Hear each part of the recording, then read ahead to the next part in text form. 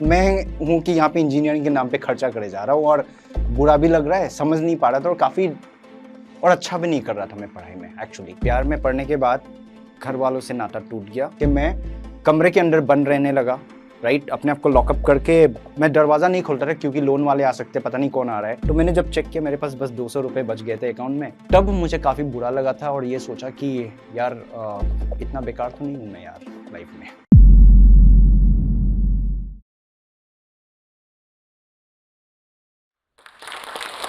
Let me ask a question. एक question पूछूंगा आप सबसे। आपने ऐसे कितने लोगों को देखा है जिन्होंने सीना तान के सामने आके बोला हो कि मैंने अपने सारे सपने पूरे कर लिए? Anyone? Can I say something? Hi, my name is Thomas Lagashu. I started my career as a telecaller and today I am the head of business skilling Apna jobs.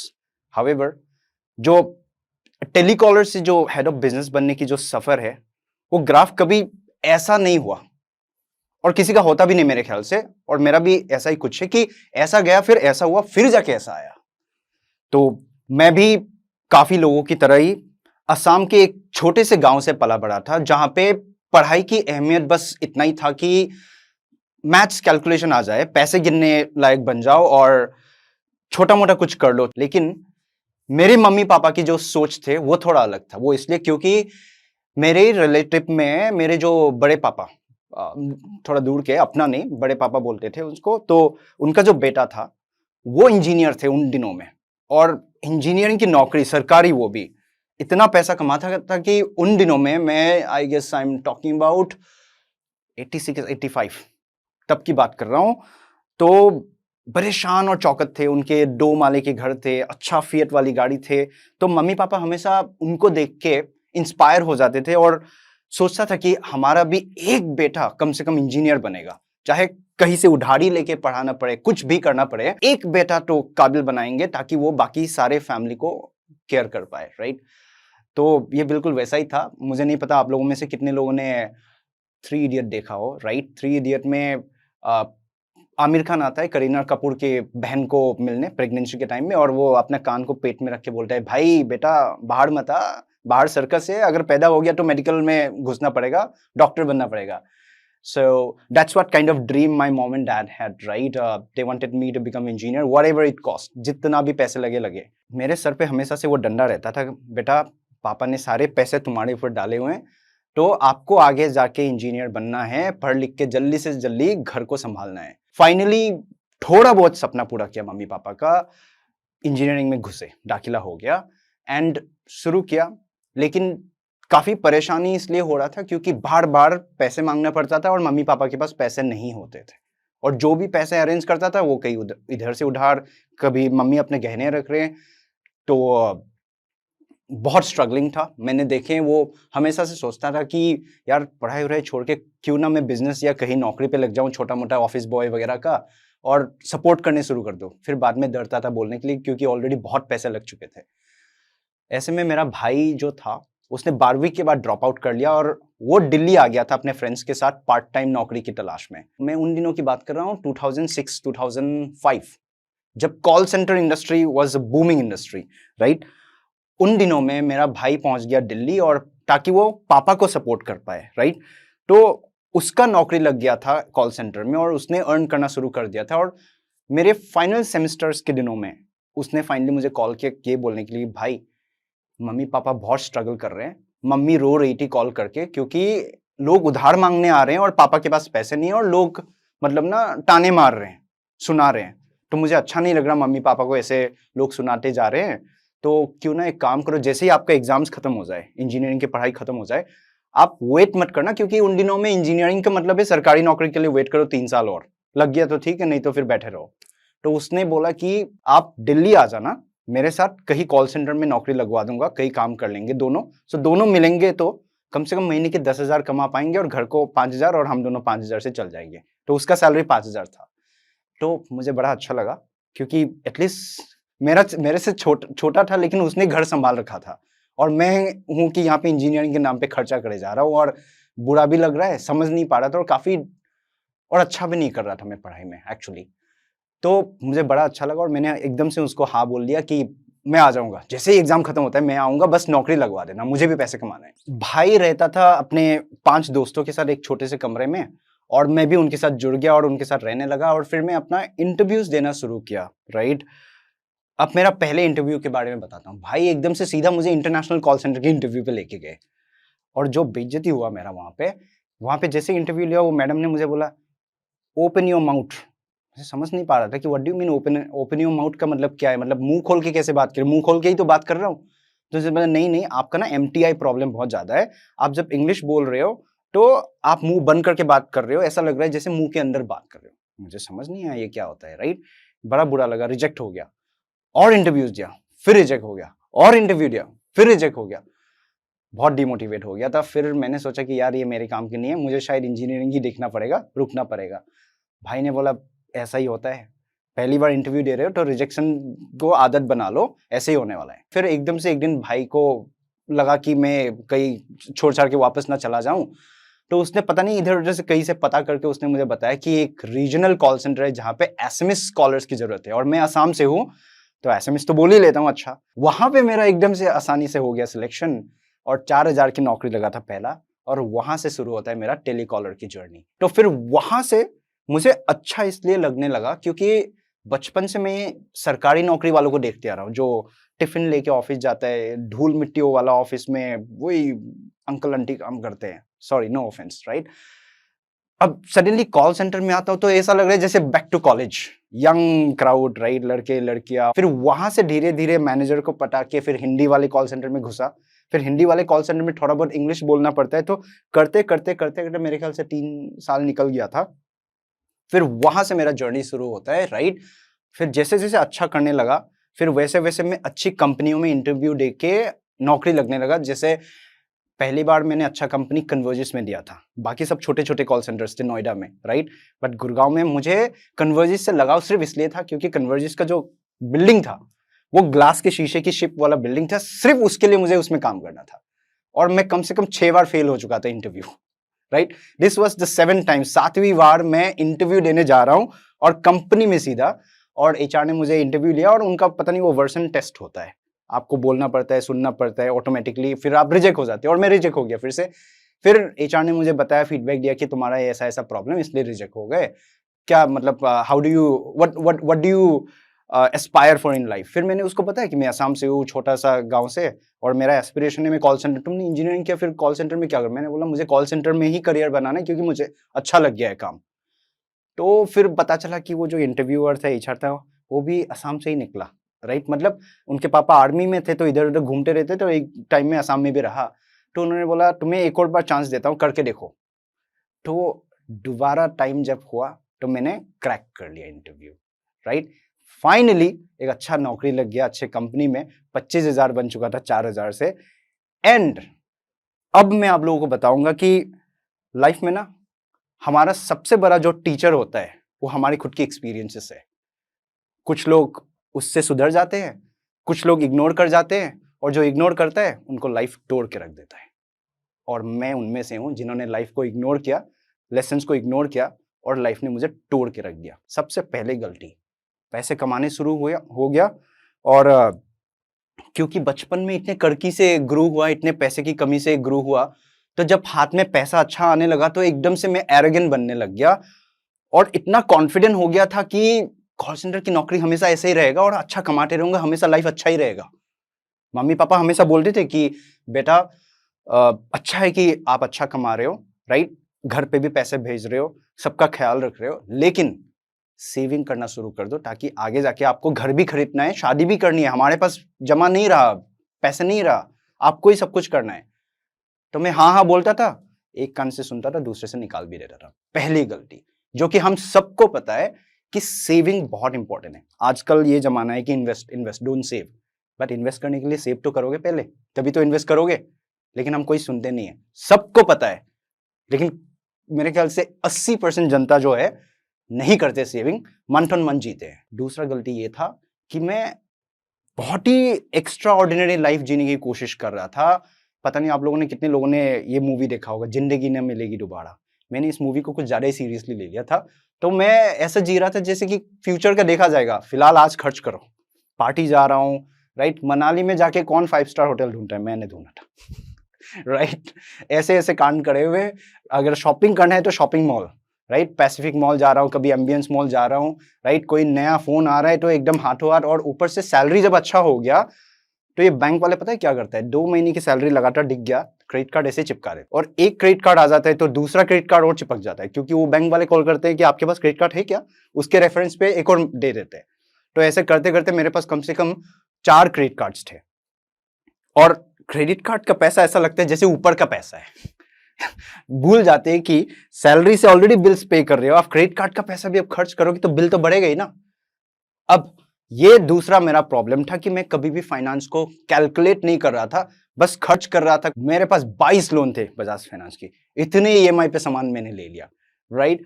तो धीरे धीरे धीरे धीरे करके मैं प्रॉब्लम में फंसते जा रहा था। धीरे धीरे वो वाले दिन शुरू हो गए जब मुझे किसी ना किसी को मिस करना पड़ता था। कभी घर को नहीं भेज रहा हूं, कभी रेंट नहीं दे रहा हूं, कभी क्रेडिट कार्ड बिल मिस कर रहा हूं, तो वो बैंड बजा देता था। तो कुछ नहीं समझ पा रहा था, लेकिन ऐसा लग रहा था चल जाएगा यार, कर लूंगा, राइट? तो एक क्रेडिट कार्ड को पे करने के लिए इधर से पैसा पे कर दिया, उसको पे करने के लिए इधर से उधार ले लिया, दोस्त का जब वापस कॉल आता है तो उसको बोलता हूँ थोड़ा टाइम दे दे। सो बेसिकली मैं पैसे के साथ खेल रहा था, जो हम में से काफी लोग करते होंगे। नहीं करना है। अगर आप शुरुआत कर रहे हो नया करियर, तो शुरू से ही जिम्मेदार हो जाओ, सेविंग करना शुरू कर दो, नहीं तो फिर आगे जाके बैन बजने वाला है। और मेरे ख्याल से काफी लोगों का ऑलरेडी बैन बज चुका है, मैं भी उनमें से हूँ, राइट? अब जब लाइफ इतना खतरनाक वाला जीने लग रहा हूं मैं, काफी लग्जूरियस वाला, राइट? एक टाइम बाद ऐसा भी आता है ना कि यार कोई लाइफ में बंदी भी हो तो अच्छा लगेगा, राइट? मैं कहानी को ज्यादा लंबा नहीं करूंगा क्योंकि सबके टाइम भी बचाना है। बस इतना बताऊंगा कि ऑर्कुट में मुझे एक लड़की मिल गया था, फ्रेंडशिप हो गया था, फिर वहां से हमारा लव स्टोरी शुरू हुआ। और लड़की से मिलने के बाद इतना ज्यादा मैं सीरियस हो गया था, इतना प्यार में पागल हो गया था कि मेरे लिए शी वॉज माई लाइफ। प्यार करना गलत नहीं है, लेकिन प्यार के लिए सब कुछ कर जाना शायद इतना रीजनेबल, थोड़ा सा प्रैक्टिकल होने की जरूरत है। तीसरा गलती मेरा, राइट? प्यार में पड़ने के बाद घर वालों से नाता टूट गया फॉर वेरियस रीजंस। काफी सारे चीजें हुए जिसके वजह से मेरा मम्मी पापा से बात करना बंद हो गया, भाई से बात करना बंद हो गया। मैं ऐसा था कि मुझे लगता था कि मैं सारे शान और शौकत ला दूंगा तो वो मेरे साथ रहेगी, लेकिन वो जो शान और शौकत जो लेके आ रहा था, वो I was getting it by a cost. एक गलत काम करके कर रहा था। वो कैसे? लोन पे लोन, लोन पे लोन, क्रेडिट कार्ड पे क्रेडिट कार्ड, तो और लोन्स पे घुसता गया। और एक टाइम को ऐसा भी हुआ था कि मेरा पापा बीमार पड़ गए थे, उसके चक्कर में मुझे एक प्राइवेट लेंडर से 5 लाख रुपए 10% ब्याज पर मंथ के हिसाब से लेना पड़ा था, जो 50,000 सिर्फ इंटरेस्ट ही बनता है। सोचो, सैलरी मेरा 65,000 था बाय दैट टाइम। मेरा जो सबसे पिछला जो कॉल सेंटर नौकरी था लास्ट, वो 65,000 सैलरी था, और मेरा लोन इतना था कि महीने की लाख रुपए से ऊपर का लोन बन चुका था, ईएमआई सब कुछ लगा के। तो लाइफ ऑलरेडी ऐसा जा रहा था, अच्छा कर रहा था, अब ऐसे जा रहा था मेरा। तो ऐसे में जा रहा था, ये ऑलरेडी इतना प्रॉब्लम चल रहा था कि एक दिन सडनली ऑफिस जाके पता चला कि हमारी कंपनी बंद हो रहा है और अनफॉर्चुनेटली आपको नई नौकरी ढूंढनी पड़ेगी। मैं एक यूके बिजनेस के लिए काम करता था, लंदन की प्रोसेस, जिसमें मेरा जो सैलरी था वो उनकी करेंसी में मिलता था, पाउंड्स में, जिसके चक्कर में मुझे 65,000 रुपीज मिलता था। और मैं टीम लीडर था, और टीम लीडर को रेगुलर जो सैलरी मिलता है इंडिया में वो 30,000 से ज्यादा नहीं मिलता है, लेकिन मुझे पाउंड्स में मिल रहा था तो मुझे दुगना मिल रहा था। अब ये जब नौकरी छूट गया तो मैं इधर उधर इंटरव्यू दे रहा हूं तो मैं 25 से 30,000 से ऊपर कोई दे ही नहीं रहा। तो मैं फिर से प्रॉब्लम में आ गया, क्योंकि मेरे खर्चे इतने ज्यादा है, राइट? लोन्स इतने ज्यादा है, तो 20-25,000 से क्या ही कर लूंगा। तो मैं वो वाले नौकरी नहीं कर रहा था। ऊपर से एक और प्रॉब्लम था, मैंने जो प्राइवेट लेंडर से लोन लिया था, मैंने अपने सारे डॉक्यूमेंट्स गिरवी रखा हुआ था, तो मैं कहीं ज्वाइन भी नहीं कर पा रहा था, राइट? सो इतना दिमाग खराब हो रहा था, इतना मतलब टेंशन हो रहा था कि कैसे करें, क्योंकि उस टाइम को डर डर के रहता था। दरवाजा खटखटाता है तो लगता है कि कोई कलेक्शन वाला फिर से आ गया होगा, कभी दरवाजा नहीं खोलता था, राइट? बैल्कनी से देखता था कौन आया है, राइट? तो कॉल आता था, फोन नहीं उठाता था। और मैं और मेरे गर्लफ्रेंड लिविंग रिलेशनशिप में रहते थे, तो वो भी काफी घबराई हुई रहती थी, ऑलरेडी बहुत परेशान थी मेरे चक्कर में। एंड क्योंकि मेरे सारे रेफरेंसेस में उनके ही नंबर थे, एक दिन ऐसा हुआ कि ये जो लोन कंपनी वाले हैं, ये लोग क्या करते हैं, आपको ऐप इंस्टॉल कराते हैं और अलाउ रीड कॉन्टेक्स्ट का ऑप्शन आता है, यस नो।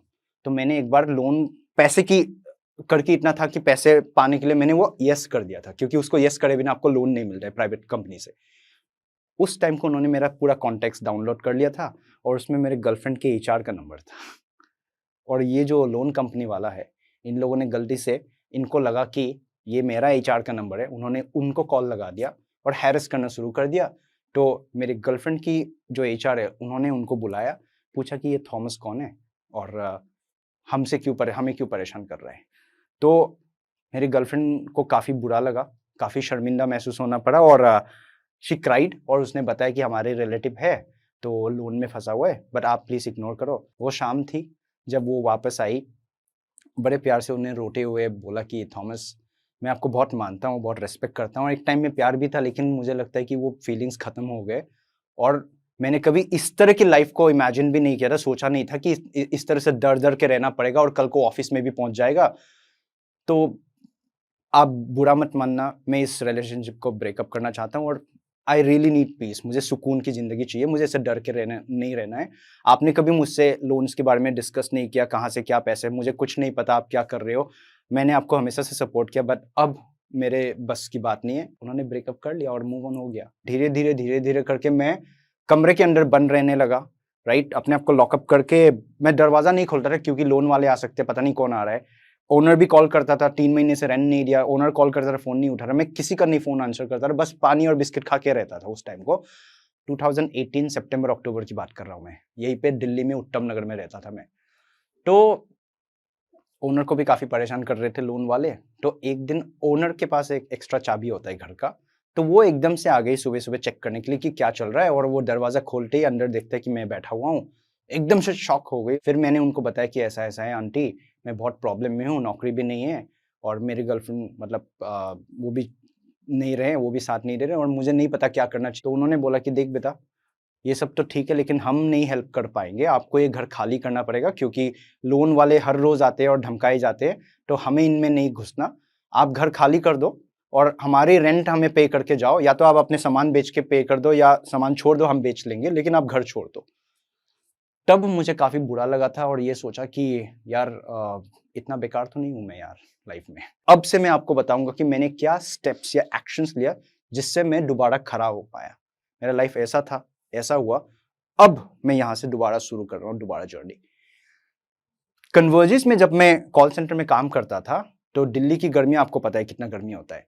तो कैब वाला हमें ऑफिस लाके गेट पे छोड़ देता था और गेट से बिल्डिंग तक वॉक करके जाना पड़ता था। ऐसे में मैं जब भी वॉक करता था, जो हमारे कंपनी का जो डायरेक्टर था, वो बीएमडब्ल्यू गाड़ी से भूम करके आता था और बिल्कुल दरवाजे के सामने उतर के शान और शौकत से ऑफिस आता था। मेरा ख्वाब था कि काश मैं भी कभी इस तरह से बड़े अफसर बन पाऊँ किसी कंपनी का और मेरे पास भी ऐसे बीएमडब्ल्यू गाड़ी हो। तो मुझे तब से बीएमडब्ल्यू गाड़ी की बहुत मतलब पसंद है, मतलब बहुत लगाव है। मुझे मर्सिडीज ऑडी नहीं अच्छा लगता, बीएमडब्ल्यू बहुत पसंद है। तो ऐसे में जब मैं स्ट्रगल कर रहा था और यूट्यूब वीडियोस देख रहा था कि कैसे पैसे कमाने हैं, कैसे पैसे कमाया जा सकता है, तो एकदम से एक बंदे का यूट्यूब वीडियो आया। वो है ब्लॉगर, इंडिया का काफ़ी सक्सेसफुल ब्लॉगर है, उनको मैं फॉलो करना शुरू किया। वो इसलिए क्योंकि उन्होंने ब्लॉगिंग के पैसे से बीएमडब्ल्यू खरीदा था। अब वो यूट्यूब देख के मैं एकदम से रुक गया और सोचने लगा कि मेरे ख्याल से मुझे भी ब्लॉगिंग ट्राई करना चाहिए, राइट? नौकरी करने की ज़रूरत नहीं है, ब्लॉगिंग करके शायद मैं भी करोड़ों रुपए कमा लूँ और जल्दी से जल्दी लोन पे ऑफ करूँ। बाय द वे, अब तक जो मेरा लोन बन चुका था, वो 16 लाख लोन बन चुका था मेरे सर पे और मुझे नहीं पता ये कैसे पे ऑफ होगा। बस लेके बैठा हुआ हूँ, लोग कॉल कर रहे हैं, हैरेस कर रहे हैं, जिंदा हूँ। तो ऐसे में ये जो बंदा है जो बीएमडब्ल्यू खरीद लिया ब्लॉगिंग से, उनको एकदम से फेसबुक में स्टॉक करके मैंने मैसेज कर दिया कि हाय सर, मैं Thomas Lagaso, I want to work for you for free, will you teach me blogging. मैंने उनको पूछा कि आप मुझे ब्लॉगिंग सिखाओगे, बदले में मैं आप जो बोलोगे करूंगा, फ्री में करूंगा, बस मुझे ब्लॉगिंग सीखना है और आपकी तरह सक्सेसफुल बनना है। मुझे लगा नहीं था कि उनका कोई रिप्लाई आने वाला है। दिस वाज जस्ट लाइक बिल्कुल ऐसा सिचुएशन हो गया था जैसे आप मुंबई आए हो एक्टर बनने और गलती से शाहरुख खान को मैसेज कर दिया और शाहरुख खान का एकदम से रिप्लाई आ गया कि हे कॉल मी। बिल्कुल ऐसा वाला सिचुएशन था मेरा। उनका मैसेज आ गया 2 दिन बाद कि hey Thomas call me, this is my number. मुझे लगा नहीं था इतना बड़ा सक्सेसफुल आदमी मुझे रिप्लाई करेगा। उन्होंने रिप्लाई किया और उनका नंबर पे एकदम से कॉल किया और मैंने उनको अपने बारे में बताया और उनको भी काफ़ी बात करके अच्छा लगा। तो उन्होंने बोला कि चल ठीक है, लेकिन तू गुजारा कैसे करेगा? तो मैंने बोला सर मैं पार्ट टाइम जॉब ढूंढ लूंगा, कुछ कर लूंगा, मेरे पास एक बंदा भी है जो यूएस का फ्रेंड है, तो उन्होंने मुझे प्रॉमिस कर रखा है कि अगले महीने से हम साथ में काम करेंगे फ्री में, मतलब पार्ट टाइम नौकरी। मुझे एक बात हो रखा हुआ था, तो मैंने डिसाइड कर लिया कि इनके साथ फ्री में दिन में काम करूंगा और रात को यूएस वाले बंदे के लिए पार्ट टाइम नौकरी करके थोड़ा बहुत अर्निंग करके मैं ब्लॉगर बन जाऊंगा। ये सपना था उस टाइम को। 31 दिसंबर 2018 को मैंने घर का सारा सामान बेच दिया और जो थोड़ा बहुत पैसे इकट्ठा हुआ उससे सारे लोन कंपनीज को कॉल करके ये बोला कि सर 1 महीने की ईएमआई दूंगा आपको, आप मुझे 2 महीने का टाइम दो, मैं नौकरी जैसे ही मुझे मिले मैं आपको रेगुलरली पे करना शुरू करूंगा, लेकिन 2 महीने तक आप किसी को परेशान नहीं करोगे, क्योंकि वो हर एक बंदे को परेशान कर रहा था और मैंने सारे दोस्त खो दिया था इस चक्कर में। सारे दोस्तों ने मेरा नंबर ब्लॉक कर दिया था क्योंकि उनको कॉल जाने लग रहा था मेरे चक्कर में। तो मैंने 2,20,000 रुपए जैसे मैंने इकट्ठा किया था सारे सामान बेच के, तो उससे सबको पे करके मैं 15,000 रुपए लेके मुंबई आया था ब्लॉगिंग के सपने देख के। एंड प्रीतम सर का ऑफिस बिल्कुल गोरेगांव, जो प्रीतम नगराले इज दी ब्लॉगर, अगर आप लोग देखना चाहो तो उनको, वही है मेरा मेंटर, उन्हीं को फॉलो करके मैं मुंबई आया था। तो उनका ऑफिस गोरेगांव स्टेशन के बिल्कुल पास था, तो मैंने वहीं पे डॉर्मिटरी में रहना शुरू किया 500 रुपए पर डे के हिसाब से। तो डॉर्मिटरी पता नहीं आप लोगों को कितना पता होगा, बंकर बेड्स होता है, वो ऊपर नीचे सोते हैं ना वैसे वाले, तो आप 500 रुपए देके हर रोज सो सकते हो वहाँ पे। वो यूएस वाला जो पार्ट टाइम था, उस बंदे ने मुझे मना कर दिया बोल के कि थॉमस थोड़ा टाइम लगेगा, फिलहाल आप कोई और नौकरी ढूंढ लो। और पैसे खत्म हो रहा था, तो मैंने दोबारा से इंटरव्यू देना चालू कर दिया। करते एक दिन मैं काफी भूखा था और पैसे निकालने के लिए मैं एटीएम पे गया और पैसे निकाल रहा हूँ तो पैसे निकल नहीं रहे। तो मैंने जब चेक किया मेरे पास बस 200 रुपए बच गए थे अकाउंट में। समझ नहीं पा रहा क्या करूं, फिर मैं दूसरे एटीएम में जाके वो भी निकाल लिया 200 रुपए। अब डर ये था कि अगर मैं कुछ बिरयानी या कुछ फ्राइड राइस या कुछ भी अच्छा खाऊं तो एकदम से 50-60 रुपए चले जाएंगे, और मुंबई में हाउ विल यू लिव, कैसे रहोगे आप इतने कम पैसे से। एकदम से मैंने अपने यार दोस्तों को मैसेज करना शुरू कर दिया कि भाई 1,000 रुपये उधार दे सकता है, 500 रुपये उधार दे सकता है। किसी ने भी मुझे हेल्प नहीं किया क्योंकि सबको पता था थॉमस उधारी की जिंदगी जी रहा है। उस दिन था राइट, काफी परेशान था और मैंने बस एक वड़ा पाव खाया।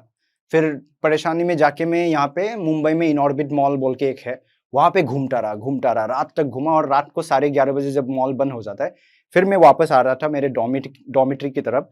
और डॉमिट्री में हर रोज 500 रुपये देना पड़ता है आपको, और मेरे पास पैसे है नहीं, तो मैं रुक गया। तो डॉमिट्री को, जब डॉमिट्री की तरफ जाते हो तो बीच में एक स्टेशन आता है, गोरेगांव स्टेशन, तो आपको ओवरब्रिज से ऐसा जाना पड़ता है। तो ओवरब्रिज में चढ़ गया अपने घर की तरफ जाने के लिए डॉमिट्री, लेकिन उतर नहीं पा रहा था क्योंकि उतरते ही डॉमिट्री आता है और मेरे पास पैसे है नहीं देने के लिए। तो मैं वहीं पे रुक के काफी देर खड़ा होकर सोच रहा था, और इस दिन मैंने अपने आप को रियलाइज किया कि मम्मी पापा क्यों बोलते हैं कि आगे की भी सोचो, फ्यूचर का क्यों सोचो, राइट। मुझे लगा था, इतना कॉन्फिडेंट हो गया था कि आगे भी लाइफ अच्छा रहेगा, लेकिन ऐसा नहीं हुआ। आज ना मेरे पास रहने का जगह है, ना खाने की जगह, ना गर्लफ्रेंड रहा, ना पैसा, ना नौकरी।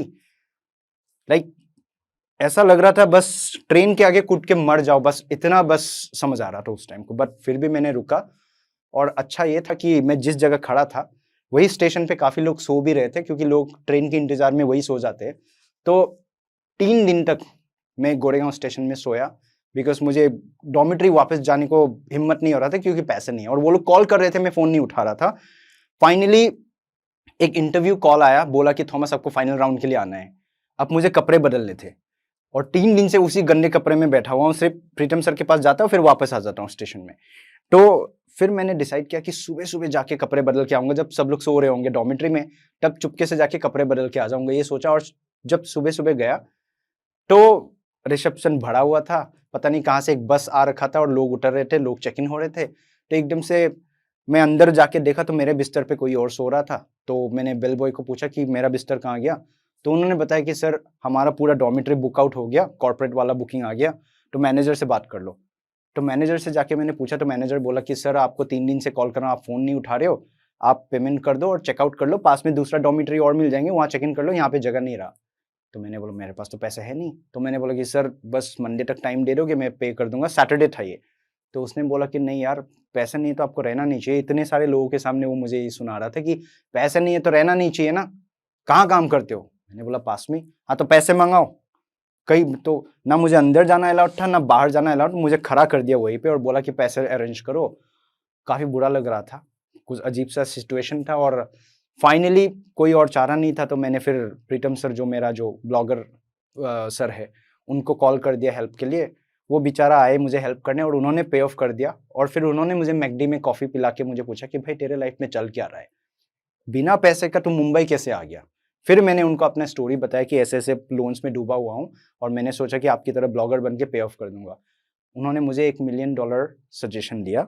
वो सजेशन ये था कि पैशन फॉलो करना अच्छी बात है, लेकिन ब्लाइंडली घुसना गलत बात है विदाउट बैकअप। पहले अपना खाने पीने का इंतजाम करो, कोई स्टेबल नौकरी ढूंढ लो, लाइफ को लाइन पे लेके आओ, फिर तू कभी भी मेरे पास आ जा, मैं तुझे ब्लॉगिंग सिखा दूंगा फ्री में, लेकिन मेरे लिए काम मत कर, तू जाके पहले नौकरी ढूंढ। उन्होंने मुझे 1500 रुपए पकड़ाए पॉकेट मनी और उन्होंने अपना ऑफिस का चाबी दिया, मुझे बोला कि तू अब से ऑफिस में सो जाया कर जब तक तेरा रहने का अरेंजमेंट नहीं होता। फिर वहां से मैं दोबारा रात रात भर इंटरव्यू ढूंढ रहा था, नौकरी ढूंढ रहा था, तो एकदम से मेरे ईमेल में एक ईमेल आया, Thomas Lagasu, we would like to schedule an interview for telecaller technical support representative at Whitehead education technology. एकदम से मैंने उनको कॉल लगा दिया पूछ के कि मैडम ये क्या है। तो उन्होंने बताया कि ये छोटा सा स्टार्टअप है जहाँ पे 16 लोगों की कंपनी है, आप ज्वाइन करोगे तो अगर आप अच्छा करोगे तो आपका लाइफ का ग्रोथ, मतलब करियर ग्रोथ बहुत अच्छा हो सकता है। हम अभी भी छोटे मोटे कंपनी है। मुझे भरोसा नहीं था, मुझे उस टाइम को स्टार्टअप समझ नहीं आता था, क्योंकि मैं बड़े बड़े कंपनियों में काम कर चुका हूँ, WNS, कन्वर्जिस। अब स्टार्टअप का पता नहीं चलेगा नहीं चलेगा, बट उस टाइम को ये अकेला कंपनी था जो हाथों हाथ मुझे नौकरी दे रहा था और अगले दिन ज्वाइन करना था। और मेरे लिए ऐसा था उस टाइम को कोई 5000 भी सैलरी दे ले लेता। तो मैंने इंटरव्यू क्लियर कर लिया, हायर हो गया। 20,000 रुपए दे रहे थे, काम कुछ नहीं है, बस लोगों को कॉल करके पता करना होता था कि लैपटॉप है, वो इंटरनेट चलता है, एक टेस्ट वीडियो कॉल कर लो, डन। उस टाइम को मैं काफी खुश हो गया ये सोच के कि यार इस काम के लिए 20,000 मिल रहे हैं, चल जाएगा। तो मैंने ज्वाइन कर लिया। यहां से मेरा लाइफ दोबारा शुरू होता है 20,000 के नौकरी से, जहां 65,000 कमा रहा था। 20,000 से मैंने अपना लाइफ दोबारा शुरू किया एज अ टेलीकॉलर। अब बताता हूं मैंने अपने आप को बड़ा कैसे किया। सबसे पहले मैं जब गया, मेरे को 4 लोगों से बिठा दिया, 4 लोग ऑलरेडी थे टेक्निकल टीम में, तो वो 4 लोगों के साथ मुझे सीखना था कि करते क्या है। तो मैंने देखा कि दिन भर ये लोग लगे रहते हैं, राइट, कोई फोन ही नहीं आंसर करता और हर थोड़े देर में ब्रेक ले रहा है, हर थोड़े में ब्रेक ले रहा है, कॉफी ब्रेक, ये ब्रेक। मैं सोचता हूँ यार इतने छोटा मोटा काम के लिए भी लोग इतना टाइम पास कर रहे हैं। और शिफ्ट था 10 से 7, 7 बजे 7 निकल जाते थे ये लोग, राइट। अब मैंने कॉलिंग चालू किया, मेरे साथ भी यही हुआ, कोई फोन ही नहीं आंसर कर रहा। फिर मैंने रियलाइज किया क्या दिक्कत हो रहा है। फिर दोपहर को एक बंदे ने एकदम से, कस्टमर ने फोन आंसर किया। मैं ये बता रहा हूँ कि मैं कैसे आगे बढ़ा, ठीक है, सिर्फ एक एग्जांपल दे रहा हूँ कि मैंने सबसे पहला जो रिकॉर्ड कैसे किया, अपने आप को विजिबल कैसे किया। तो मैं कॉल करना शुरू किया, कस्टमर कोई फोन ही नहीं उठा रहा। एकदम से 1:30 बजे एक बंदे ने फोन उठाया और हैंग अप कर दिया, जैसे मतलब हाई दिस इज थॉमस बोला, हैंग अप मार दिया। बहुत गुस्सा आया मुझे। फिर मैंने उस बंदे को ना व्हाट्सएप पे मैसेज कर दिया, हाई दिस इज थॉमस, मैं व्हाइटहेड से बोल रहा हूँ, आपके बच्चे के लिए आपने एक ट्रायल बुक किया था, तो मुझे पता करना है कि आपके पास लैपटॉप इंटरनेट चलता है कि नहीं, एक टेस्ट वीडियो कॉल करना है, नहीं तो आपका क्लास कैंसिल हो जाएगा।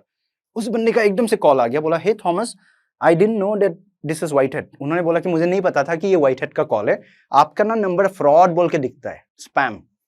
तो सबसे बड़ा प्रॉब्लम ये था कि हमने कंपनी में सारे लैंडलाइन नंबर ले रखे थे और मार्केटिंग वाले नंबर, तो कॉल करता है तो फ्रॉड बोल के दिखता है, तो कौन फोन आंसर करेगा। फिर मैंने उनसे बात किया कि सर आपके पास लैपटॉप है क्या। उसने बोला नहीं, मैं तो ऑफिस में हूँ, मेरा लैपटॉप घर में है, मैं रात को 9 बजे घर पहुंचूंगा, अगर तुम 9 बजे के बाद कॉल करोगे तो मैं ये टेस्टिंग कर सकता हूँ तुम्हारे साथ।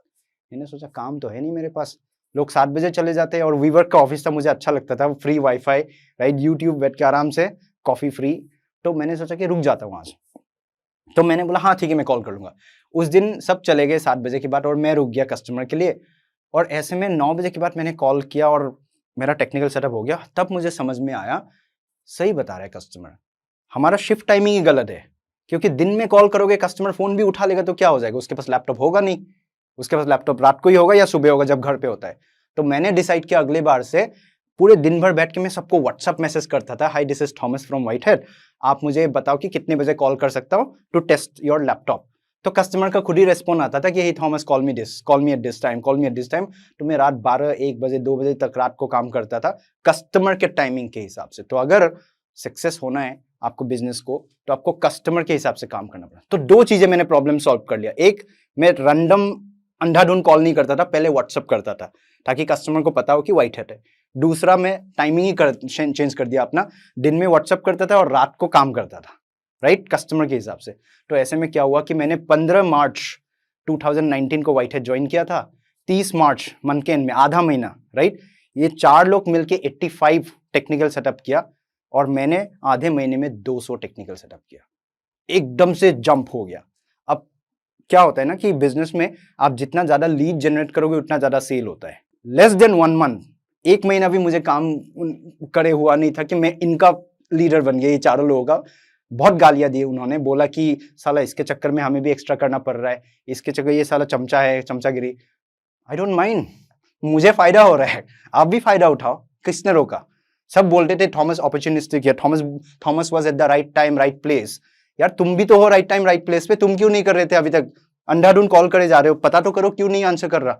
मैंने पता किया, मैंने पकड़ लिया, प्रॉब्लम सॉल्व कर दिया, मैं टीम लीडर बन गया, 20,000 से सीधा जंप हो गया सैलरी, राइट। उसके बाद धीरे धीरे करके मैंने 7 महीने के अंदर 5 प्रमोशन मिला और फाइनली एकदम जब मेरा कम्युनिकेशन स्किल्स बहुत अच्छा हो गया, कस्टमर्स को कन्विंस कर पाया, तो करण ने बोला कि थॉमस सेल्स में आ जा। मैंने बोला सर सेल्स में नहीं जाना है मुझे, क्योंकि मुझे बड़ा डर लगता था लोगों को कन्विंस करके पैसे निकालना, राइट। तो उसने बोला एक बार ट्राई तो करके देख ले। तो फिर उसने मुझे मैसेज डाला कि सेल्स में जाएगा तो 3 गुना कर दूंगा सैलरी। तो सर पे 16 लाख का लोन और दूसरी तरफ सुकून की जॉब, आप कौन सा चुनोगे, सुकून की जॉब या तलवार, राइट। सो पूरी रात भर सोच के मैंने सर को बोल दिया कि सर ठीक है मैं सेल्स करके देखता हूँ, नहीं होगा तो नौकरी से मन निकालना, मुझे वापस भेज देना। उसने बोला ठीक है देख लेंगे। जबकि मैं सबसे बेस्ट सेल्स पर्सन नहीं था, ऑलरेडी 5 लोग थे वहाँ पे सेल्स, लेकिन उनका शिफ्ट टाइमिंग के हिसाब से वो काम करते थे, लेकिन मैं कस्टमर के हिसाब से काम करता था और मैं फिर भी 16 घंटा 17 घंटा करता था। तो जितने घंटों में वो 20 लोगों से रीच आउट करता था, तब तक मैं 100 लोगों से बात कर चुका था। तो उस हिसाब से फिर मैं सेल्स अच्छा करने लगा और ये जो 5 लोग थे सबको पीछे छोड़ दिया और फाइनली मैं बना सबसे पहला सेल्स लीडर। उसके बाद मेरे लीडरशिप के अंदर हमने सबसे पहला 1 मिलियन हिट किया एज ए स्टार्टअप। फरवरी 2020 में हमने $1 मिलियन 1 महीने के अंदर रेवेन्यू लाया और उसके चक्कर में 1 साल के अंदर मार्च 15 2019 में मैंने ज्वाइन किया था एज अ टेलीकॉलर और मार्च 2020 को मैं हो गया promoted director of sales for White Hat Junior. आपको अगर याद होगा तो मैंने कन्वर्जिस के टाइम में ये सपना देखा था कि एक दिन काश मैं भी डायरेक्टर बनूं, पता नहीं कैसे बन पाऊंगा लेकिन बनना है मुझे, चाह था और राह भी निकल गया। अपने आप को झोंक दिया काम में, सब भुला के, लोगों ने पीठ पीछे बहुत कुछ बोला, नहीं सुना, करते गया और मैं बन गया डायरेक्टर। सैलरी बन गया 10 गुना 20 गुना, बहुत बढ़ गया। एंड बिकॉज मैं डायरेक्टर बनने के बाद इंटरनेशनल मार्केट में लॉन्च किया तो वो भी बहुत सक्सेसफुल हो गया और 4 महीने के अंदर मैं बन गया vice president of sales for White Hat junior.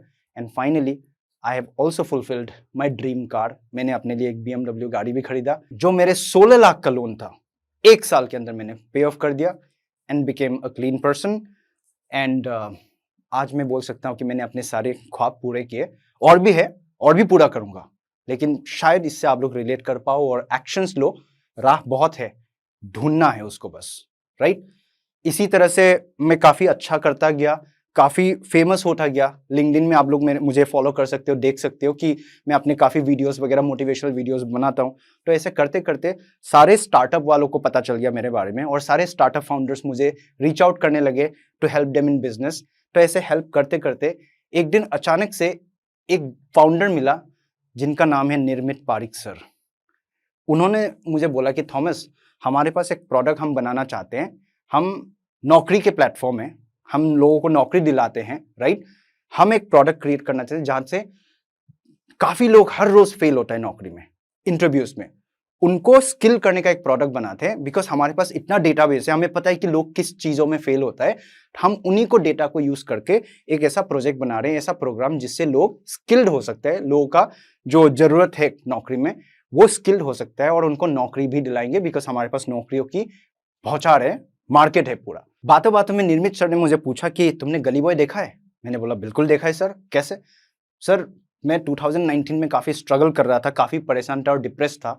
ऐसे में प्रीतम सर के जो भांजा है, राइट, उनसे मेरा दोस्ती अच्छा था ऑफिस में। तो उन्होंने मुझे बोला थॉमस तू बहुत परेशान लग रहा है, चल तेरे को एक मोटिवेटिंग मूवी दिखाने ले चलता हूँ। और 14 फरवरी 2019 को उन्होंने मुझे गली बॉय दिखाया था और वही मूवी देख के मैं काफी इंस्पायर हो गया था। अपना टाइम आएगा जो गाना है उसको देख के काफी अच्छा लगा था। लेकिन उस टाइम को मैं ये सोच रहा था कि यार ये सब तो मूवी है, रियल में कहाँ होता है। तो यही बात आज 4 साल बाद हम बात कर रहे हैं और निर्मित सर ने मुझे बोला कि मेरा भी यही हाल था, मैंने भी इसी मूवी से इंस्पायर होकर अपने कंपनी का नाम अपना जॉब्स रखा। तो आज अपना जॉब्स है जो यही काम कर रहा है, लोगों को स्किल्ड करके उनको नौकरी दिलवा रहा है। और मुझे ये जो प्रोडक्ट है मुझे काफ़ी दिल के करीब लगा, बिकॉज मैं खुद भी टेलीकॉलर था, वहीं से अपने आप को बड़ा बनाया। तो उन्होंने मुझे बोला कि थॉमस मेरे कंपनी ज्वाइन कर ले, ये प्रोडक्ट बना दे, लोगों के भला करते, लोगों को हेल्प करते।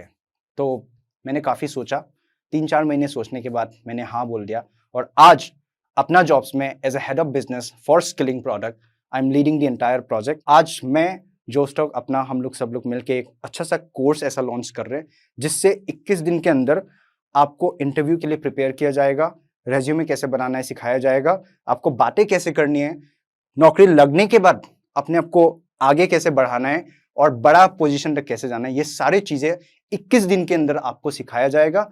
और साथों साथ आपको जॉब गारंटी भी दे रहे ताकि आपके पैसे की नुकसान ना हो। 2 महीने के अंदर आपका पैसा भी रिकवर हो जाता है। मैंने खुद भी एक टेलीकॉलिंग की नौकरी से शुरू किया था और आज इस लेवल पे पहुंचा। लोग कहते हैं कि एक छोटी सी नौकरी से क्या ही कर पाओगे, एक टेलीकॉलर की नौकरी कौन ही करता है, छोटा मोटा, लेकिन ये टेलीकॉलिंग की नौकरी आपको कहाँ से कहाँ पहुंचा सकता है आपको पता भी नहीं। ये इसलिए बोल रहा हूँ क्योंकि आप किसी भी नौकरी में अप्लाई करो, कम्युनिकेशन बहुत इंपॉर्टेंट है। और टेलीकॉलिंग में आप बहुत अच्छा बोलने लग जाते हो, सीख जाते हो कैसे बोलना या अपने आप को कैसे इंटरव्यू में प्रेजेंट करना है, या कोई भी नौकरी करो, भले आईटी की करो, बिजनेस करो, अगर आपने बोलना अच्छा सीख लिया तो आप कहीं भी सक्सेसफुल हो सकते हो। तो ऐसे में अगर टेलीकॉलिंग से आप शुरू करते हो, राइट, या तो आप यहीं पे सक्सेस पालो या 1 साल बाद 2 साल बाद आप सेल्स में मूव हो सकते हो अगर आप अच्छा कर लेते हो, या कोई दूसरे लाइन ऑफ बिजनेस में भी जाते हो, कोई दूसरा करियर भी चुनते हो, तो आप बोलना अच्छा सीख जाते हो जिससे आपको काफी लाइफ में फायदा होगा और फास्ट ग्रो हो सकता है। प्रोवाइडेड आजकल इतने स्टार्टअप्स भी आ रहे हैं कि आपको भी नहीं पता कि दूसरा थॉमस लगासो आप भी बन सकते हो। तो ऐसे में अगर आप चाहते हो कि आपकी भी लाइफ बदले और आपको इस तरह से स्ट्रगल ना करना पड़े, तो click on the link below, नीचे दिए फॉर्म पे अपना डिटेल्स भरो और join Apna jobs. We will help you because the job is 100% guaranteed. इस वीडियो के बारे में अपनी राय नीचे कमेंट सेक्शन में हमें बताएं और अपने दोस्तों के साथ ये वीडियो शेयर करना ना भूलें।